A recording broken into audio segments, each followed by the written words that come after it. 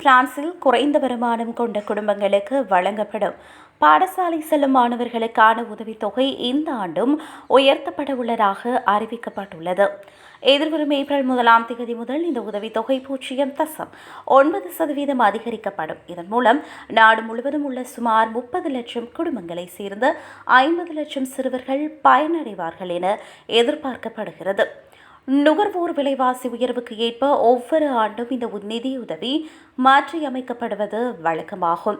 இந்த உயர்வு கடந்த ஆண்டின் 1.7% உயர்வுடன் ஒப்பிடுகையில் சற்று குறைவாக இருந்தாலும் ஒவ்வொரு மாணவருக்கும் சராசரியாக 4 யூரோக்கள் வரை கூடுதலாக கிடைக்கும்.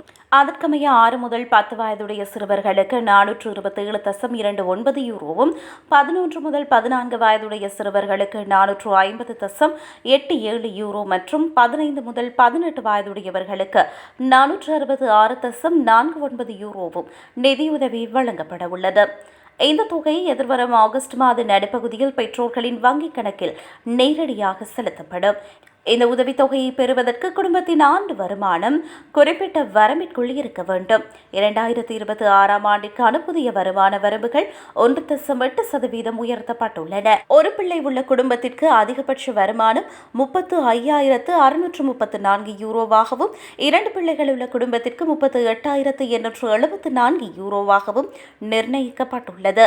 3 மற்றும் 4 குழந்தைகள் கொண்ட குடும்பங்களுக்கு முறையே 42,114 யூரோவாகவும் 45,354 யூரோவாகவும் வருமான வரம்பு அமலில் இருக்கும்.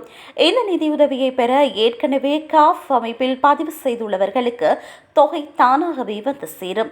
ஆனால் 16 முதல் 18 வயதுடைய பிள்ளைகளை கொண்ட பெற்றோர்கள் தங்களது பிள்ளைகள் எனும் பாடசாலைகள் அல்லது கல்லூரியில் தொடர்ந்து பயில்கிறார்கள் என்பதனை காஃப் இணையதளத்தில் உறுதிப்படுத்த வேண்டியது அவசியமாகும்.